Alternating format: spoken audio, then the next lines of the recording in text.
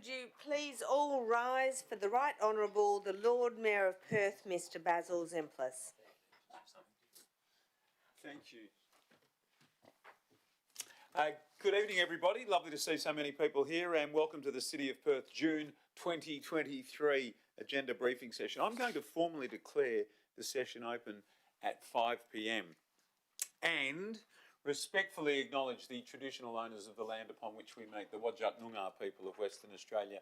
I pay my tributes to elders past and present. It is a privilege to be standing on Whadjuk Noongar country. And CEO, can I ask you please to recite the prayer? Almighty God, under whose providence we hold responsibility for this city, grant us wisdom to understand its present needs, foresight to anticipate its future growth, and grace to serve our fellow citizens with integrity and selfless devotion. And to thee be all blessing and glory forever. Amen. Amen. Please be seated, everybody. Thank you.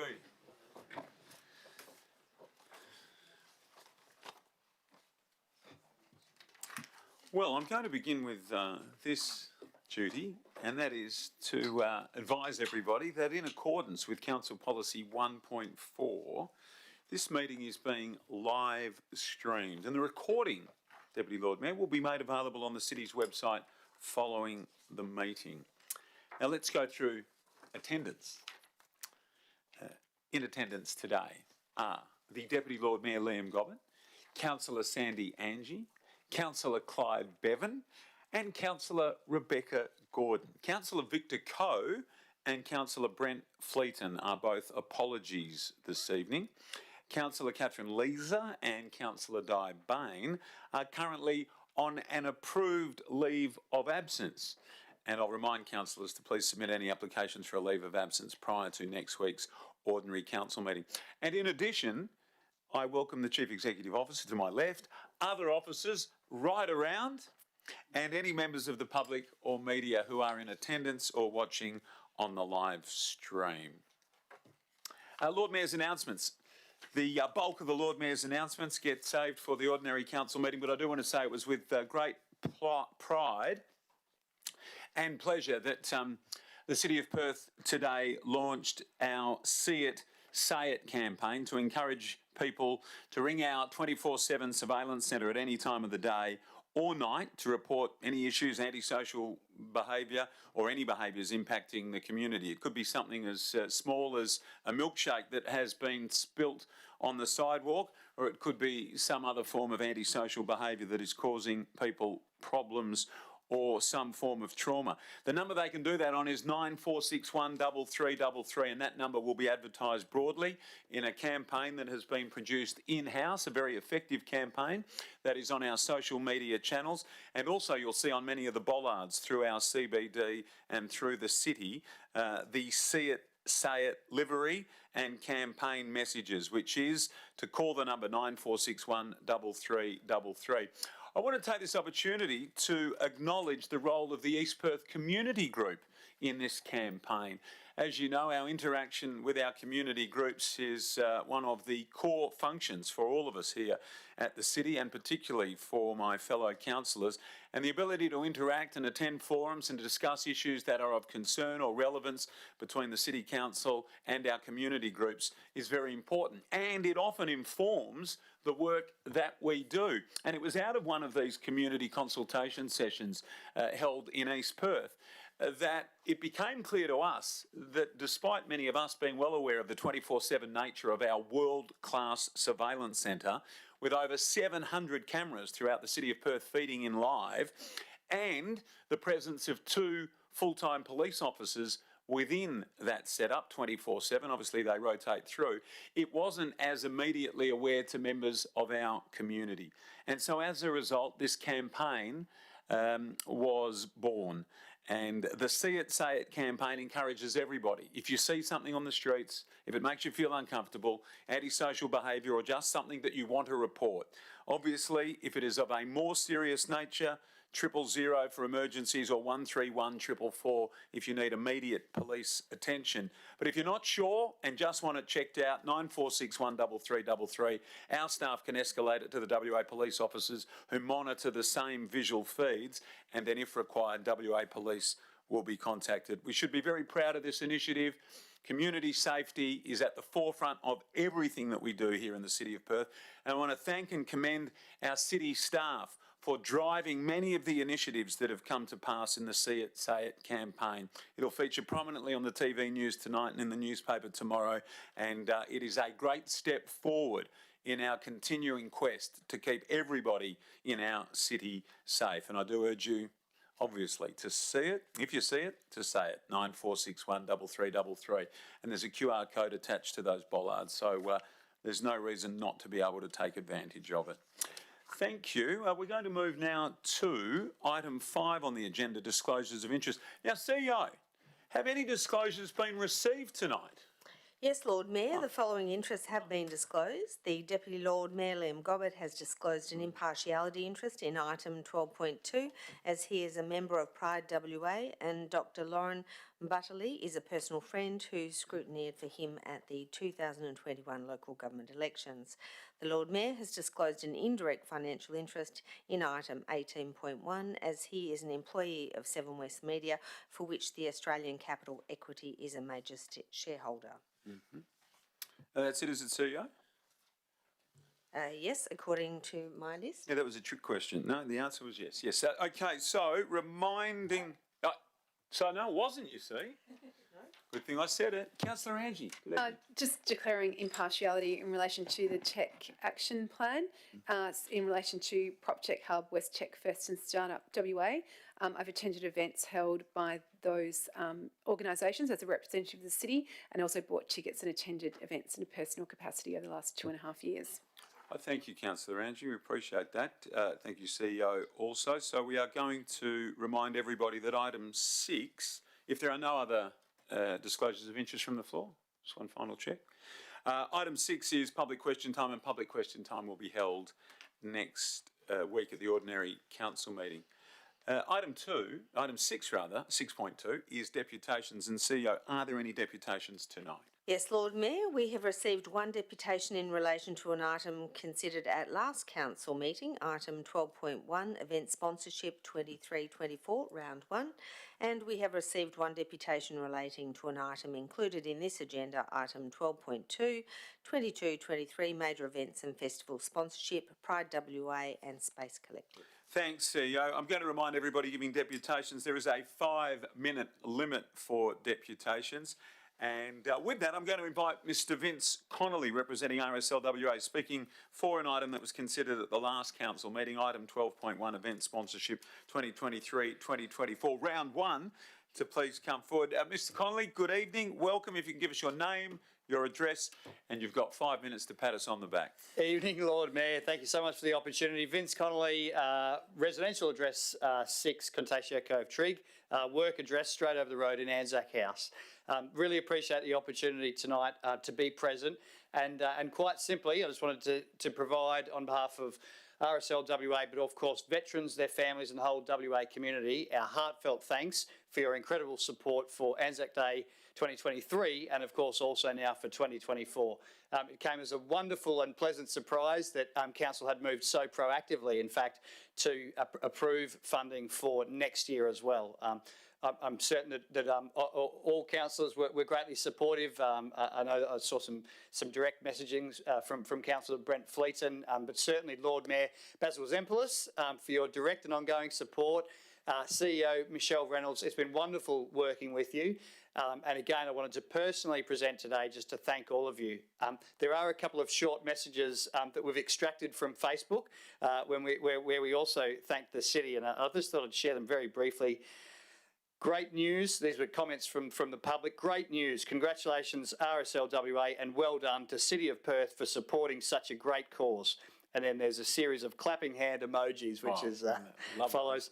One of the best events on the city's calendar. That one's followed by a green tick emoji. Great work, Basil Zempoulos. Oh, great. Great news. Thank you, City of Perth. And finally, thanks, Baz. So whilst Lord Mayor gets a particular call out there, as I said, I know that CEO, staff and all councillors have been wonderfully supportive. and it's appreciated by the whole veteran community. Thank you very much again. Thank you very much, Mr. Conley. We appreciate the kind words and received with thanks on behalf of all of the City of Perth team. It goes without saying, Anzac Day is something we believe in. It's the right thing to do. It's an integral part of our city, and it's a tradition that we want to see continue not only to be observed, but to be observed right in the heart of our City of Perth. And it was with great pride that we were able to step forward last year and anticipate stepping forward again. Thanks again, and please pass on our thanks to all of your membership for their contribution and, of course, for their service. We're going to move now to item 12.2, and or is it 12.1? 12.1, that one there? That was that one, right. 12.2. Yeah. 12 points. Yes, okay. So I'm going to invite Mr. Michael Felix, representing Pride Western Australia, who is speaking for the recommendation in item 12.2, so it was 12.2, major events and festival sponsorship, Pride WA and Space Collective, to please come forward. Mr. Felix, hello and welcome to you. I'm going to ask you also, like I did with Mr. Conley, if you could give us your name and your address, and then 5 minutes is yours. Thank you. Thank you, Lord Mayor. My name is Michael Felix. Address is 17418 Murray Street, Perth. I'm here representing Pride WA and would firstly like to pass our thanks and continued support by the Council, the Lord Mayor, the CEO and the rest of the administration for supporting Pride Fest 2023. And as I said, we look forward to being able to work with the city, given the proposal in front of Council this evening, and we hope that we continue to get the support of the City of Perth for 2024 and into the future. We value the partnership that the city has brought, and it's partnering with us and the LGBTQI+ community in all forms. As I said, the city's work with its own advisory panel, as well as more broadly, more organisations including us. We thank you for that support. Pride WA would like to acknowledge the City's panel's recommendations regarding our sponsorship request for Pride 2023. We are grateful for the constructive feedback and your encouragement to bring more of our events within the City of Perth. We have a new CEO, Dr. Lauren Butterley, who commences with us on the 3rd of July 2023. This new chapter for Pride WA and our relationship with the city will be on the top of the new CEO's priority list. We want to strive to work more collaboratively with the city, and we are keen to explore how we can incorporate Pride Fair Day within the city boundaries for 2024 and into the future. With our new CEO on board, we look forward to working through your feedback and suggestions and exploring the opportunities to expand and enhance Pride Fest program to better align with the city and scale it to be a world-class event. We recognise the support of the Council has shown, and we hope the Council approves the recommendation to support Pride Fest 2023. Thank you. Mr. Felix, thank you. Thank you for your kind words. Stay there if you will, because it's possible that some of our councillors might have some questions. You will know that we were delighted to be able to support Pride Western Australia for the return of Pride Fest 2022 back into the heart of the City of Perth in Northbridge, and I think we all acknowledge it's the spiritual home of Pride. So we were thrilled to be able to do that, and I'm pleased to hear you talk about growing the event, because it was one of the things that we spoke about when throwing significant support behind the event last year, and clearly we're being asked to consider that again, and that will take place next week. But the opportunity to grow the event is one that we absolutely welcome, and we do wonder, we know that the Sydney event has a particular place on the global calendar, but the opportunity to grow our event and perhaps make it an event for our region and our region internationally, I think is a real opportunity that we identified in this chamber close to 12 months ago. So thank you for coming forward. Now, I hope nobody from the City of Vincent is listening, because Pride Fair Day I'm right across, having attended many times with my wife at Hyde Park typically, about 30,000 people, and I'm certain my fellow councillors and staff members' ears pricked up when we heard you say, at the risk of tipping Vincent off, that the opportunity to bring Pride Fair Day into the City of Perth was one that you were keen to explore. have you outgrown your current location, or is it just about the growth of the event potentially? For both, Hyde Park has been the home for Fair Day for the last several years. It is a large venue, but that venue provides its own logistical challenges in hosting these types of events there. As I said, the City of Perth, as well as Vincent, do have alternate venues, but as I said, the long-standing partnership that the City of Perth has and its meaningful partnership with the LGBTQIA plus community is something that we very much look at when we look at partners. And for us, we want to see Fair Day as well as the parade expand and grow. And as I said, we are currently in discussions with Tourism WA and Jitsi at looking at exactly as you said, Lord Mayor, I said turning our entire festival, but namely Fair Day and parade into not only marquee events for our state, but to be a destination event for the region. Yeah, that's fabulous to hear, Michael. And clearly, just down there, Supreme Court Gardens, an incredible venue. And how big can you get is the question, because Langley Park's just over there. Our challenge to you is fill the whole thing up and make it the best Fair Day of its kind anywhere in the world. And we would be happy to stand with you to support those endeavours, because a win for you would be a win for us and a win for everybody, and fits with the mantra of our city, and that is a city for everybody. Enough from me. Some fellow councillors might have some questions, but thank you, and we love the enthusiasm that you're showing and the growth opportunities and possibilities. Absolutely brilliant. And how good to hear one deputation from the RSL about a huge event through our city, and the very next deputation about Pride. And if that's not proof enough that we are city for everyone, there it is right there. Any other questions, councillors? Councillor Angie. Thanks, Michael. I noticed in your application you applied for 350,000 and the admin recommendations for 210,000. What impact does that have on that reduced amount? The impact on that reduced funding will limit our ability to grow and to make it a marquee event for the region. And we will look to work with partnering with the city to grow that. As I said, as the Lord Mayor made comment, is for us, Pride Fest is about marqueing our region and our state and our city, about being a place for all. And with that limited support, yes, we won't be able to grow it as we intend, but we look forward to being able to work with the city if we can substantively and collaboratively work together to show that we can do that, given our history and that we've grown year on year for the last few years while maintaining the highest in metrics and outcomes. Yeah.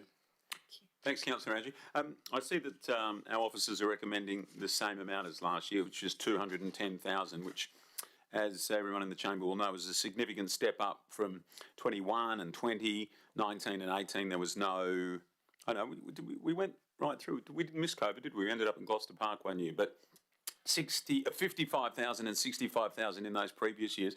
Did you have funding from Jitsi and or Tourism WA last year? No. Okay, but you are speaking with them? Yes. Great, so that could offer some real growth potential then. Yes. Yeah, that's excellent to hear. Thank you. Are there any further questions? Okay. Mr. Michael Felix, thank you very much. Thank you, Lord. Good luck. Thank you, Councillor. Thank you. And thank you also to the RSL for the previous deputation. And Vince Connolly, gentlemen, if you are going to stay, terrific. If you're not, and you're going to let yourselves out, we understand, and thank you very much for being here. So let's move then to item 7, 8, 9 and 10, which will all be dealt with at the ordinary council meeting next week, which means we move on to reports. And as we move through the reports, I'm going to ask if any councillors have any questions in relation to those items. 11 is Planning and Economic Development Alliance reports. 11.1, Tech Action Plan. There was a number of questions from me. There was some from Councillor Angie. I'm okay with what I've got. Councillor Angie, was there anything further you wanted, or any further questions from any councillors? Yes, Councillor Angie. Yeah, I just had a follow-up. So just the question I asked was the report states the city has spent an average of 300,000 per annum over the 5 years from 2018, but that, as I noted, was significantly different to the data I was previously provided, which was around 120,000 per year. So I was just wondering, can we have that data provided in the papers rather than just through a CIBN so that it's public? CEO?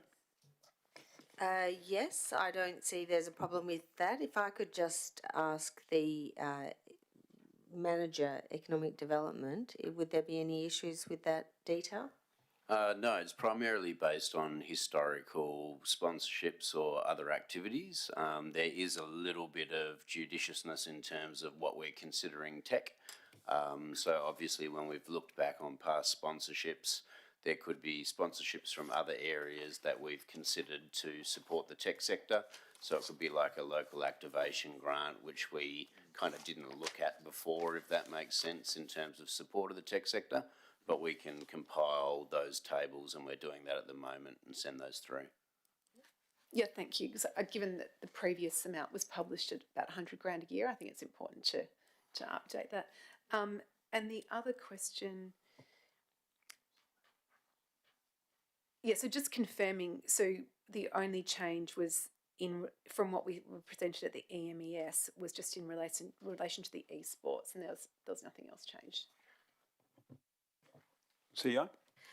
Correct, although I thought during that engagement there was discussion about a quantum of money which was going to be removed, and no, that was going, if I could invite the Executive Director to explain where that was going to be allocated. Sure, yeah, from my understanding, council didn't want to engage in direct delivery of feasibility work related to an esports stadium, but instead were happy to have that figure, or the amount of money that was allocated to the feasibility work, moved into a more sponsorship partnership area. So the money was not completely removed, it was just transferred into the previous action, which was about supporting new hubs. And so that information, that breakdown, will that be included as well, or that's... Well, we weren't originally intending to include the estimated costings in the public-facing tech action plan, but pending some advice from governance, perhaps they can be distributed separately. CEO, just to be clear then, so the money that we're talking about there, and that is correct, that's my recollection, and others that are in the room, but that is money now that will go into the sponsorship bucket, is that correct? And that people will have the ability to apply for it. It's not necessarily ratepayer money walking out the door. It is ratepayer money that's allocated to sponsorship. Is that, have I got that right? I want to be certain that that's what we understood it to be in the meeting. Yes, so all of the budget is ratepayer funded, and so ultimately, if council decide that additional, or the 100,000 that was allocated to esports will be allocated to a sponsorship allocation instead. Okay. Okay, councillors, anything further? Alrighty, let's go on then to 12, Community Development Alliance reports. So 12.1 is Social, Health and Wellbeing Strategy 2023-2033. Were there any questions on this item? No. 12.2 is 2022-2023 Major Events and Festival Sponsorships, Pride WA and Space Collective. Councillor Angie had a couple of questions here. Any follow-up or any further questions from any of our elected members? Councillor Angie? Just wondering, was there any, so there's no in-kind in relation to the Pride event? CEO? If I could invite the General Manager, Community Development to respond, please. Through the Lord Mayor, they chose, rather than asking for cash and in kind, to simply ask for cash, and they made a note in their application that they were happy to take the cash component and then pay for those as the invoice payments. Can I ask a question then? So we talked about last year's amount and it was a comparable cash amount. Was there any in-kind last year? No, last year it was all cash component. The actual fees associated were around 17,000. It'd be exciting, won't it, if Jetsy or Tourism WA step forward and add to that bucket of money? That would be excellent and a real growth opportunity for the event. Any further questions, councillors? Given the space collective information's confidential, do we have to go past behind closed doors to ask a question on that, or? Would have thought so. Yeah. Yes, we would have to do that. Yeah. Can we do that? Yep. Do we need to? Oh yeah, no decision making. So we're going to close the live stream and ask members of the public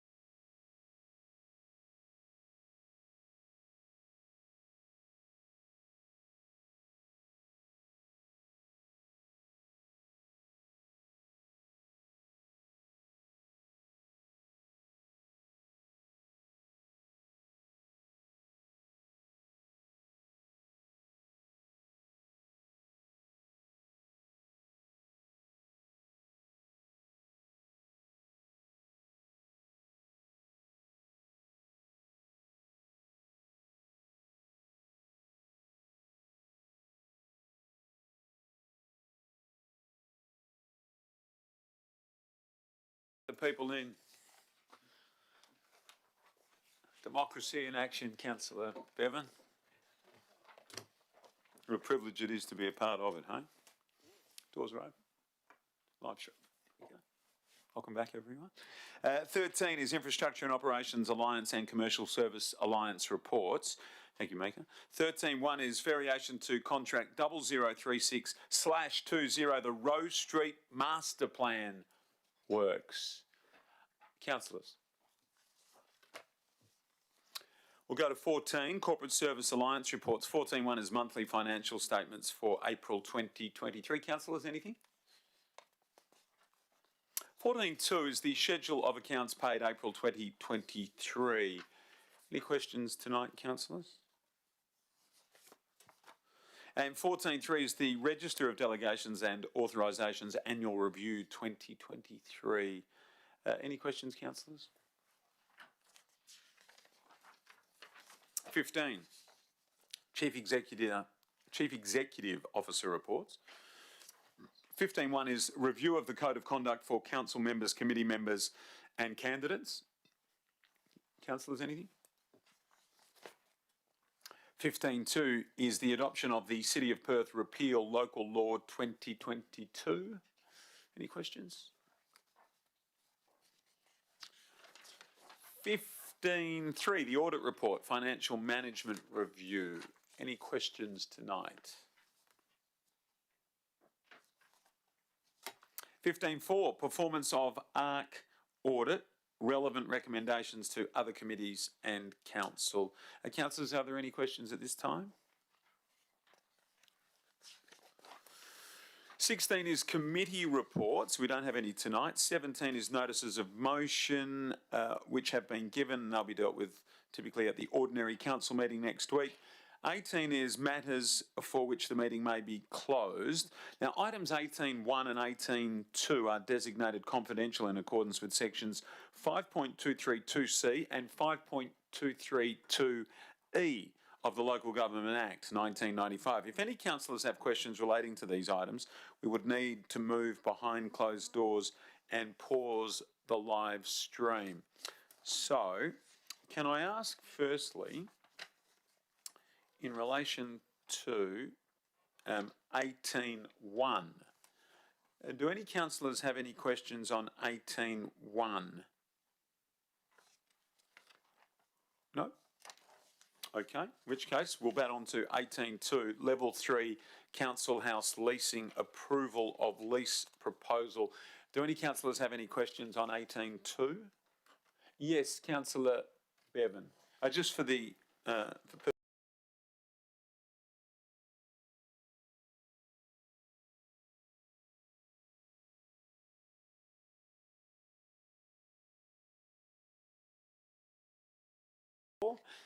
because there is no declaration of interest there.